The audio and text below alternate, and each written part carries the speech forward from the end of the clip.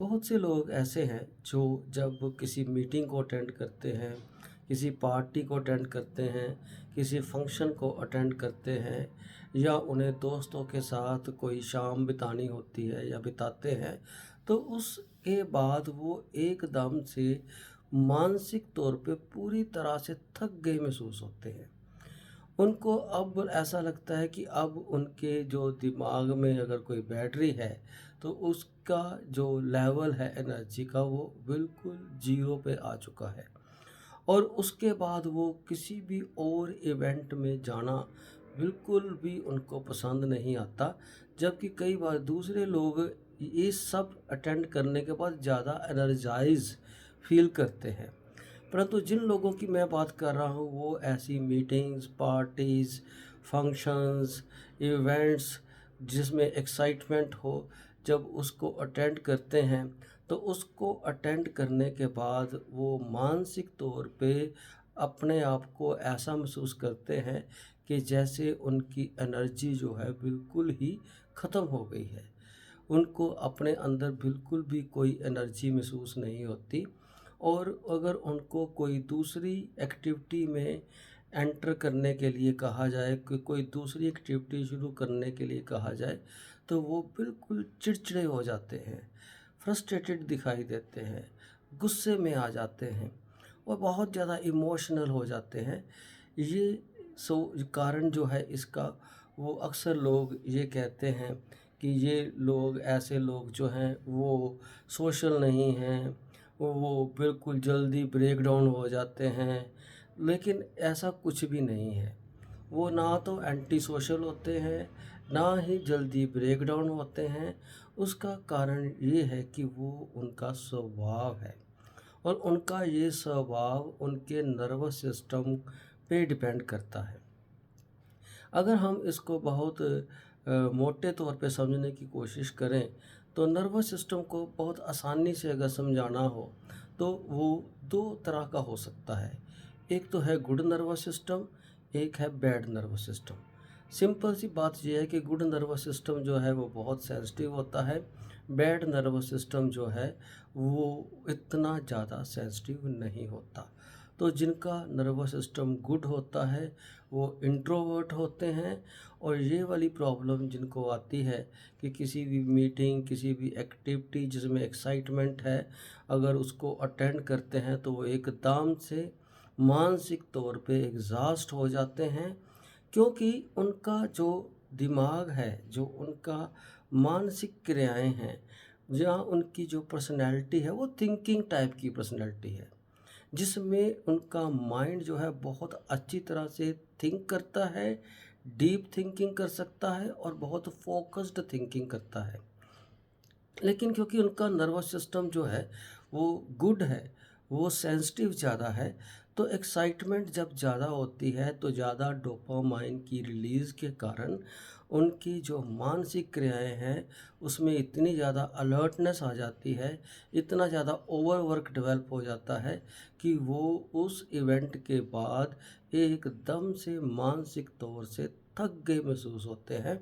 और इसको कहते हैं इंट्रोवर्ट बर्नआउट। तो ये कोई बीमारी नहीं है, ना ही कोई नुक्स है। ये बस उनकी पर्सनैलिटी का स्वभाव है।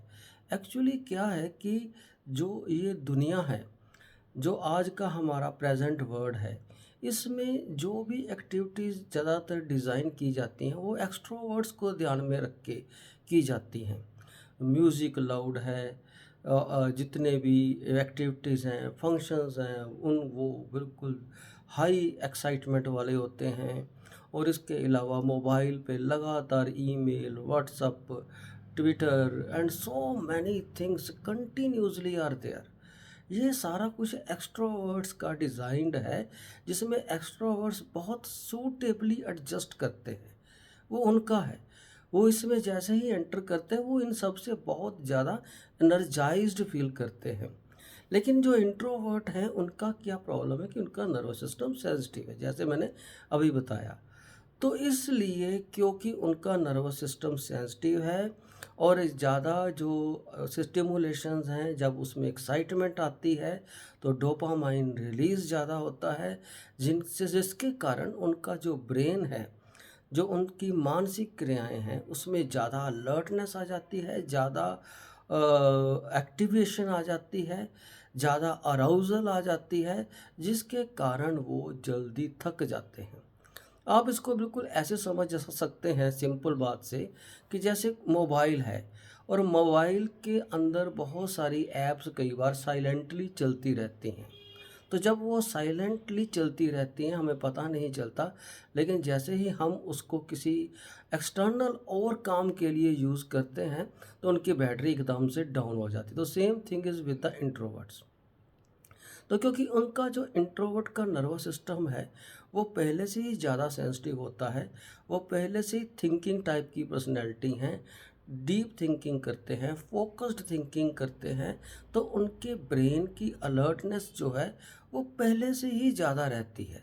लेकिन जैसे ही ये एक्टिविटीज़ जिसमें एक्साइटमेंट ज़्यादा रहती है और डोपामाइन ज़्यादा रिलीज़ होता है, तो उसके कारण उनका दिमाग बहुत जल्दी थक जाता है। और फिर अगर उनको कोई और काम करने के लिए, एंजॉय करने के लिए कहा जाए तो वो नहीं कर पाते, वो अक्सर रिफ्यूज़ कर देते हैं या जाना नहीं चाहते या किसी तरह के एक्सक्यूज़ेस बनाते हैं। और कई बार लोग उनको इस तरह से समझते हैं कि वो सोशल नहीं हैं, वो एन्जॉयमेंट जो है वो पसंद नहीं करते, वो बोर टाइप की पर्सनैलिटी हैं, ऐसा अक्सर सोचते हैं। पर ये सारा गलत है, but actually they are introverts, वो इंट्रोवर्ट्स हैं और ये उनका स्वभाव है। और इंट्रोवर्ट्स को इस बात को समझना बहुत ज़रूरी है और इसके लिए उनको अपने आप में क्या चेंजेस करनी चाहिए, उसके लिए मैं कुछ सजेशंस देना चाहूँगा, ताकि वो अपनी जो मेंटल एबिलिटीज़ हैं, जो उनकी मानसिक योग्यताएं हैं, उनको ज़्यादा बेहतर तरीके से, ज़्यादा अच्छे तरीके से अप्लाई कर सके, यूटिलाइज़ कर सके और ऐसी एक्टिविटीज़ में अच्छी तरह से एडजस्ट कर सके। तो 2-3 सिंपल सजेशंस हैं, अगर इंट्रोवर्ट्स इन सजेशंस को मान लें और इसको अपने ऊपर अप्लाई करने की कोशिश करें, तो डेफ़िनेटली उनको एक तो एक्टिविटीज़ को करने में जो है एडजस्ट करने में आसानी होगी। तो सबसे पहला काम उनको ये करना चाहिए कि जैसे ही वो किसी भी एक्साइटिंग इवेंट को अटेंड कर लेते हैं, तो उसके बाद उन्हें कम से कम 20 मिनट या 30 मिनट एक्साइटमेंट से बिल्कुल दूर होके अपने आप को शांत करना चाहिए। क्योंकि उनका नर्वस सिस्टम जो है वो एक ऐसे न्यूरोट्रांसमीटर सब्सटेंस के साथ अडेप्टिव है जो तभी रिलीज़ होता है जब वो बिल्कुल पीसफुल और शांत कंडीशंस में जो है वो चले जाते हैं। वो न्यूरोट्रांसमीटर सब्सटेंस का नाम है एसिटाइल कोलाइन। जो एसिटाइल कोलाइन है वो रिफ़्रेश करता है नर्वस सिस्टम को, दोबारा एनर्जाइज करता है और जितनी भी डोपामाइन रिलीज़ होता है उसको बिल्कुल फिनिश करके, उसको ख़त्म करके और व्यक्ति की माइंड और बॉडी को बिल्कुल शांत, काम और पीस में ले आता है, जिसके बाद वो दोबारा बिल्कुल एनर्जाइज फील करते हैं, ये तैयार फील करते हैं कि अब वो दोबारा किसी भी एक्साइटमेंट एक्टिविटी ही अगर हो या कोई काम हो तो उसको करने के लिए वो तैयार होंगे। पहली बात तो ये।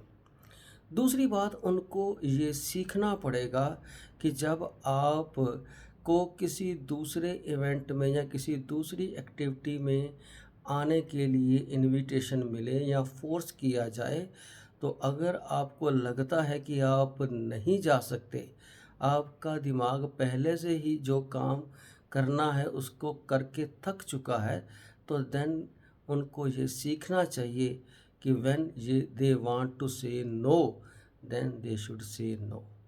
तो उन्हें एक्सक्यूज़ लेके कम से कम तब भी एक ब्रेक लेनी चाहिए, क्योंकि अगर वो ज़बरदस्ती से फिर दोबारा किसी इवेंट या एक्टिविटी में जाएंगे तो वो उनको मानसिक तौर से और शारीरिक तौर से बीमार कर सकता है। तो बीमार नहीं होना, अपने आप को स्वस्थ रखना है, मानसिक तौर पे भी और शारीरिक तौर पे भी। और उसके लिए ये ज़रूरी है कि अगर आप महसूस करते हैं कि आप मानसिक तौर पे थक गए हैं, तो आपको अगर कोई फोर्स करे, तो अगर आप नहीं जाना चाहते, then you should learn to say no. आपको ये सीखना पड़ेगा ये कहना कि मैं अभी नहीं जा सकता। And then again you can take a break, take a rest. और रेस्ट के बाद अगर आपको ठीक लगे तो you can join, otherwise you can move on in your own way. तो जो भी आपको अपने तरीके से ठीक लगे वो आप कर सकते हैं।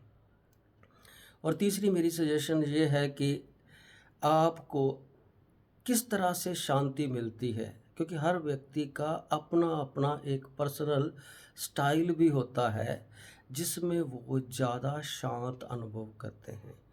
तो अगर आपका कोई ऐसा स्टाइल है जिसके बारे में आपको अपने बारे में पता है, या आप अपने घर में एक ऐसा कॉर्नर ज़रूर रखें जहां आप बिल्कुल शांत महसूस कर सकें, जहां आप अपने आप को बिल्कुल शांति के लेवल पे फील कर सकें, तो आपको एक ऐसा कॉर्नर अपने घर में ज़रूर रखना चाहिए। और अगर आपको पहले से ही अपने बारे में पता है कि कौन सी चीज़ आपको ज़्यादा शांति देती है, ज़्यादा पीस देती है, ज़्यादा काम करती है, तो आपको उसको इमीडिएटली तब कर लेना चाहिए जब आपको लगे कि आप मानसिक तौर पे थक चुके हैं। तो इससे क्या होगा कि आपकी जो दिमाग जो मानसिक तौर पे पूरी तरह से थक जाता है एक्साइटिंग एक्टिविटीज़ अटेंड करके, तो उससे वो रिलैक्स हो जाएगा, रिफ़्रेश हो जाएगा, एनर्जाइज हो जाएगा। और तब आप दोबारा कोई भी एक्टिविटी जो है उसमें अपनी मानसिक योग्यताओं को ज़्यादा अच्छे तरीके से अप्लाई कर सकते हैं। उम्मीद करता हूँ कि आपको ये अच्छी लगी होगी। अगर आपको ये पसंद आई है वीडियो, तो please don't forget to like it, share it and subscribe it. Thank you.